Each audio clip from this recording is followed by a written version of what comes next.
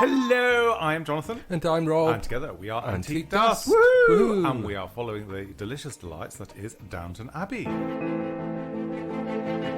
So on this episode, I think, is it episode 5? No, we're on episode 6. Oh my God, we're hurtling towards the finale of series 1. Yes. Well, last week it was like all go. There was lots of plates being spun and what have you, with storylines and everything. And this one sort of balances it out. This is why I absolutely adore Downton. It's because when they throw a lot into a situation and then they sort of delightfully and methodically unpack it. So to have the decent story arcs. So today, our episode is filled with political turmoil, romantic interests, and shocking revelations. Let's dive in. So our first story takes us to Sybil, whose passion for politics lands her into a little bit of hot water when she's all women's lib. We still haven't seen those pantaloons again. Yeah. I'm very disappointed. We're never going to see them again.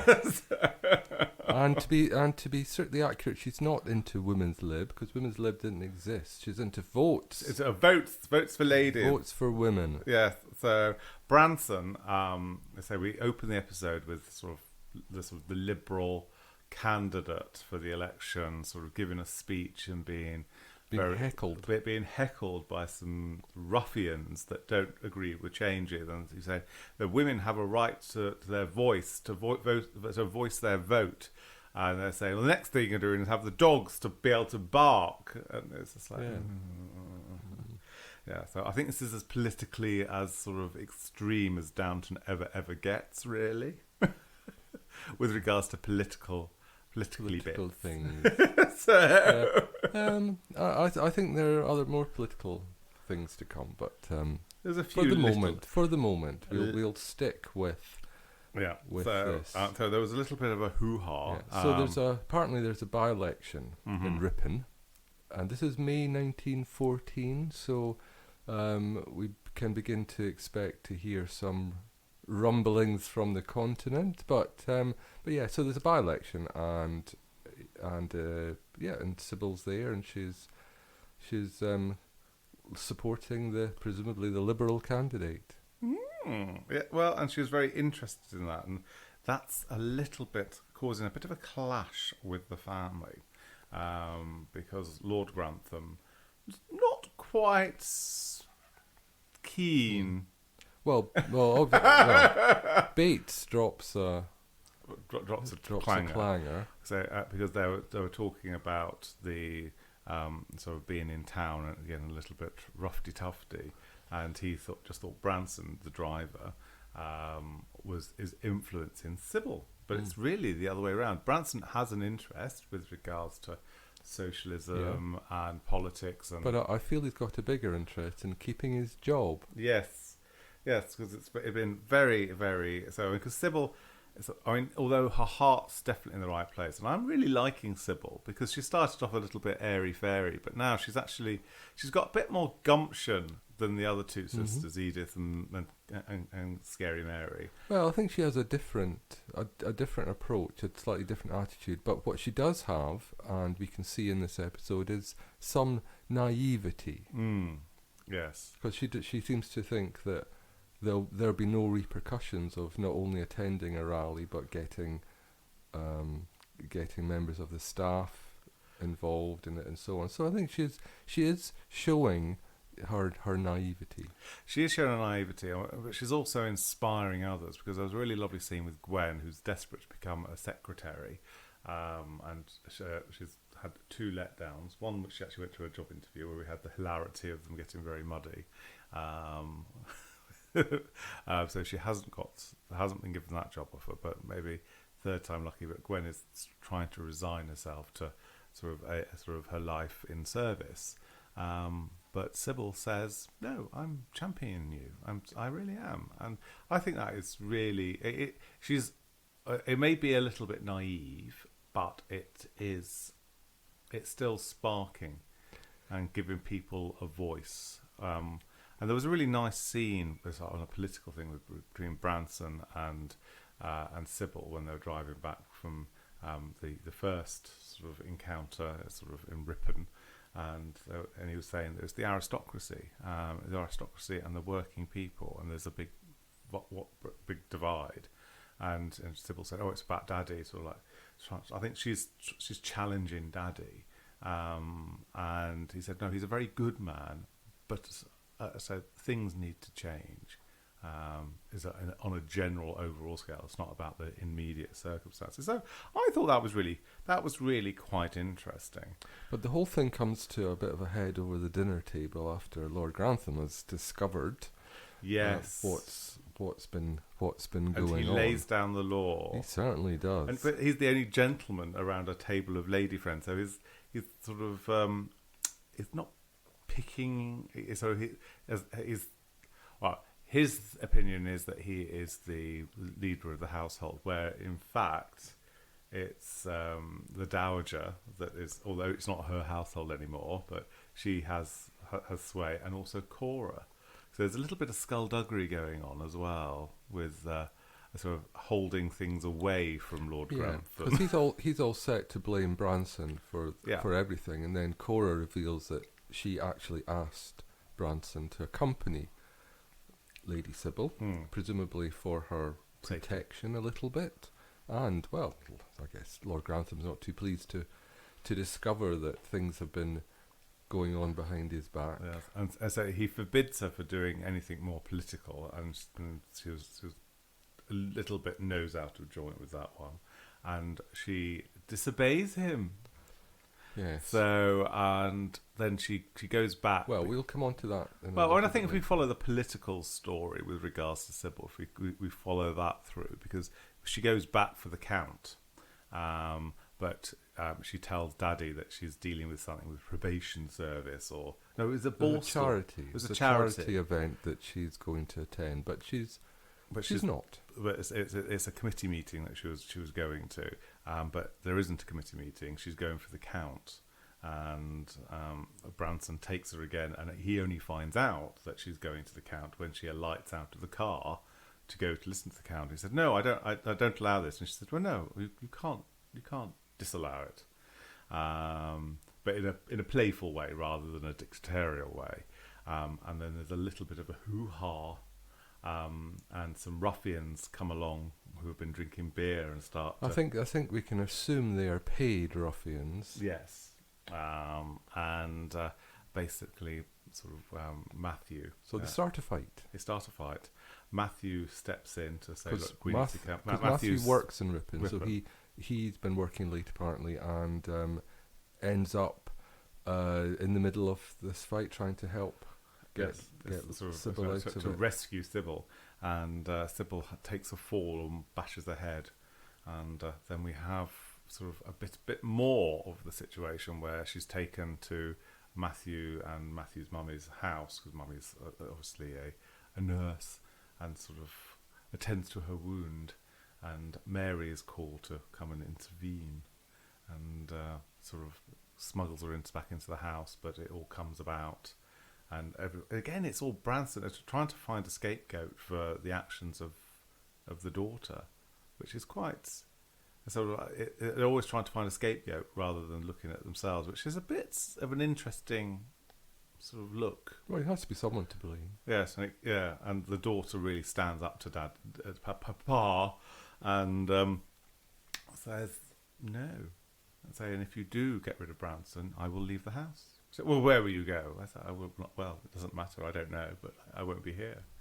So that's a bit of a strong. I think she's out of all the sisters, Mary's a strong one. Edith's a manipulator, but Sybil takes affirmative action, which is really quite good. I quite enjoyed that. I'm liking Sybil. Sybil is I'd completely forgotten sort of about Sybil, because she was a bit wishy-washy to begin with, naive. So that is the Sybil storyline, and that was sort of quite succinctly, and sort of Lord Grantham is trying to blame Branson because he reads Marxist, what was it, Ruskin and Marxism and all that sort of thing, and all political that, all thing. that sort All of that thing. socialist, All that sort of pish thing. posh. Oh, yes. So little does he know. So the next storyline that we are following through is the wine thief. Dun dun dun. The wine thief. So last week's episode, it was Thomas was seen by Mr. Bates thieving a bottle of wine, and Thomas reacted badly by trying to get rid of Bates by sort of removing a. So he faked a theft with the attempt to frame Mr. Bates for it, and it didn't work. No. And yeah, Thomas and O'Brien, who are becoming more like Dastardly and Muttley, really, in this with their capers and their failed plots and all the rest of it. Yeah, so I mean, I do find that really quite unusual with O'Brien and Thomas, because he's openly admitted he's stolen, and it just seems like the moral compass of O'Brien is all over the place, when she's meant to be in a high moral situation. I don't think she has much morality, really. She's just out for what she can get for herself. So the wine thief reaches climax. Bates, Mr. Bates, sort of makes a comment to Thomas, pretty openly knowing and telling him he knows what he's done. Yeah. And others around the table as well. So it's very, very open. And which was possibly a mistake. Yes, I mean if he just kept his mouth shut, then what would then ensue in the episode might not have happened. No. So, and then Thomas and O'Brien they manipulate the poor little Daisy. Yes. So they all go to Mr. Carson and say that they've seen him with bottles of wine, or a bottle of wine coming out of the cellar. The key was swinging on the tag or in Mr. Carson's room. Yeah. So they're making up a whole fantasy around this, and getting poor Daisy to say that she saw something that actually she didn't. She saw something nasty in the woodshed. She saw Mr. Bates coming out of the wine cellar, and so there's lots of skullduggery going backwards and forwards, and O'Brien and Thomas are a little bit confused because they've gone and given that information to him, and it doesn't seem like anything's happened. And it's just like they're sort of questioning what's going on here, because this is a sackable offence. Mm-hmm. So I mean, it seems that Mr. Carson does have a sense of fair play, and he's not going to immediately react. And I think we can assume that he's not necessarily going to take at face value anything that Thomas or Miss O'Brien come to him with. He is obviously going to know what their characters are like, and he's going to know that there's tension downstairs. So he takes his time, and a good job too. Yes, so he speaks with Mrs. Hughes. Mrs. Hughes. Sorry, my top trumps still haven't been ordered. Very naughty. And Mrs. Hughes is also. I mean, they're both got the similar moral compass, and with regards to they're quite sort of what's the word for it? They're into the details. So they're looking at the details, and they approach things with a pace. So the situation with the wine all comes to a head. Daisy is her moral compass. So she admits to Mr. Carson that she lied. She didn't see him coming out of the cellar, but she was helping say that to help out a friend, and basically, which was Thomas, because so obviously Daisy has the hots for Thomas and would do anything for him. So yes. Please excuse any noise you're hearing on this lovely podcast. One of our delightful neighbours has decided to crank out the power tools. So We'll have words. So with that storyline, it basically comes to a head, and they're all called into the office with Anna, Mrs. Hughes, Mrs. O'Brien, Daisy, and Mr. Carson, and again Mr. Bates will not say who stole the wine, but he says very freely, "Look, I have never touched a drop of alcohol. Have you ever seen me touch a drop of alcohol in the last 2 years?" It's quite interesting that over this period, over the 6 episodes, it's covered 2 years. 2 years has passed. So, rollicking along. Which is rollicking along. Wow. So, which is really quite interesting. And then obviously O'Brien, Thomas, and Daisy are all dismissed, and then.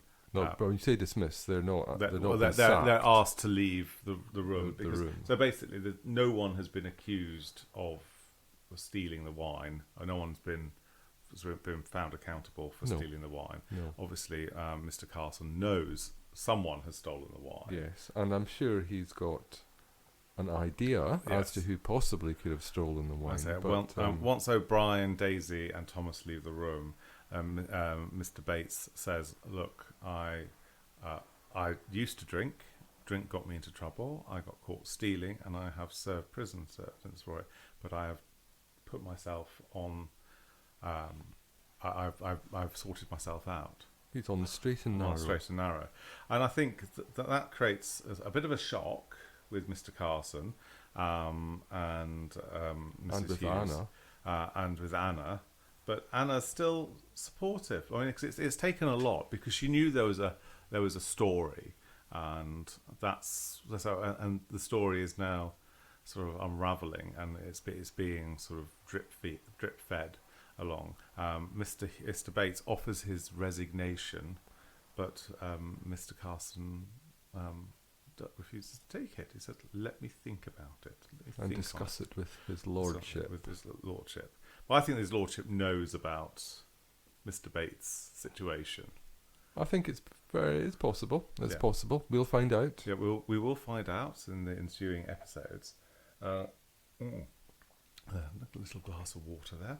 Also, Mr. Carson has got something else on his mind. He's been sent a letter from the valet of the Lord of Flintshire, and basically the story is going around that Mr. Pamuk, all is not the Turkish sort of chap, Mr. Pamuk, not everything that has been told has been told.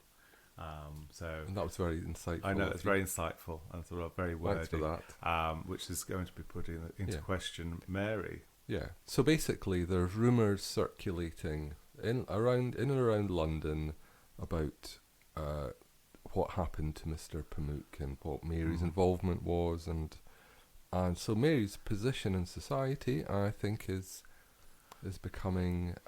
It's been put at risk. But Mary has no idea about any of this. Thankfully. But Mr. Bates approaches Cora, and Cora is gosh. Mr. Carson. Mr. Carson sort of speaks to Cora about it and shows the letter. And also at the similar time, the Dowager has received a letter, sort of with regards to something very similar. Yes.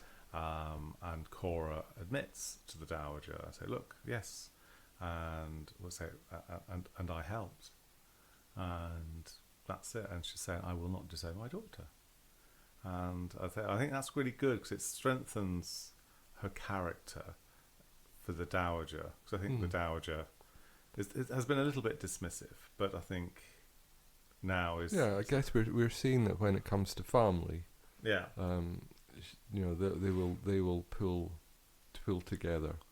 Yeah. So which is really interesting. And then the Dowager, there's another scene when the Dowager comes to sort of Downton, and they sit down, and the Dowager says, "Yes, I'll support this. I will support this." And Yes, I would do the same. So they realise. I mean, what they're saying is that Mary's situation needs to be resolved sooner She needs to rather get married. than later. She does need to get married, and if push comes to shove, we'll take her to Italy and find some random Italian who will to go there. Who will However, marry. Mary sort of she goes and sorts out the Sybil situation with her sort of a wound after going to the election and what have you.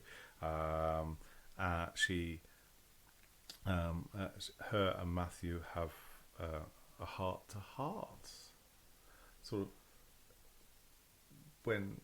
And it all happens quite a lot of off screen. There's a little bit of their chemistry does work really well. I feel so after the sort of Matthew's deposited, sort of Mary organises some sandwiches, and they sort of pour. There's a decanter of red wine, and there's a water glass and a wine glass, and she sat with him and she said, "We'd like some wine." "Oh, I'll get another glass." And he says, "Oh, no.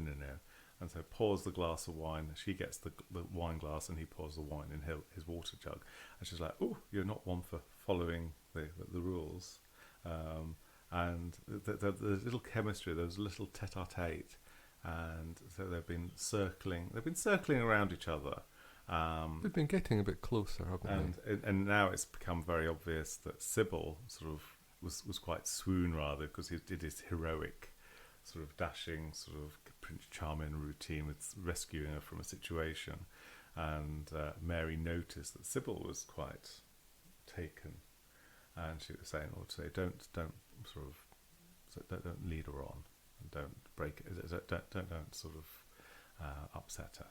And Matthew was completely sort of, I didn't even know, but apparently it comes about that Matthew has proposed to Mary. Dun, dun, dun. Which there's something off screen, which I really quite like, because rather than going through every scene by scene, it happens off screen. So you could sort of imagine how it came about, but you don't see the whole thing, although we will see other things in later episodes.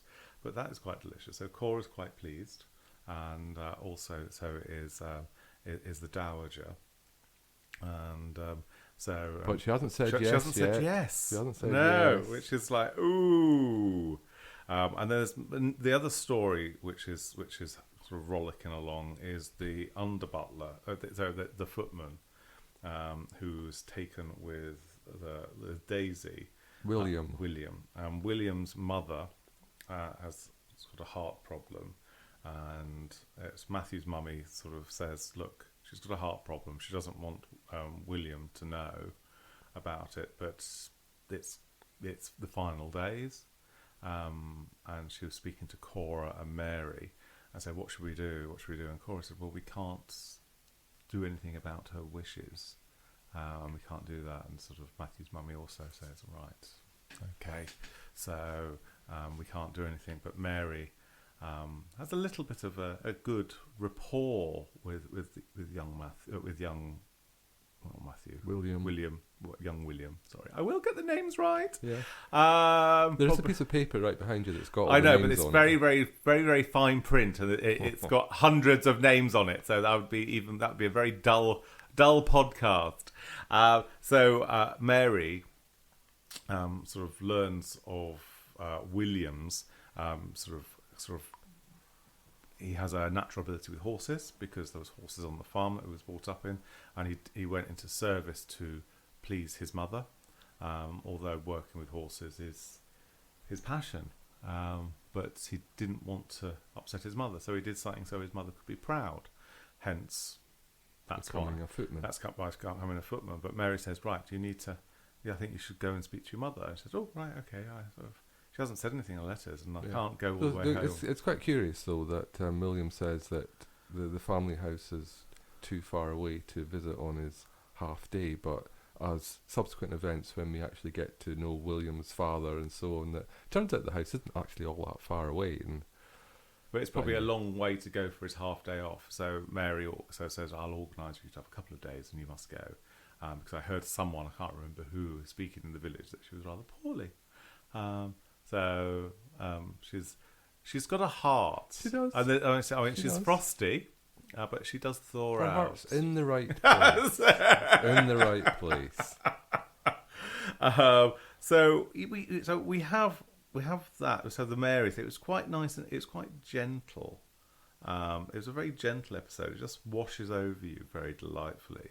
And as indeed does this podcast. yes, marvellous. And Anna, so there's the Anna and Mr. Bates storyline. Anna is very taken with Mr. Bates because obviously she sort of expressed her undying love to him.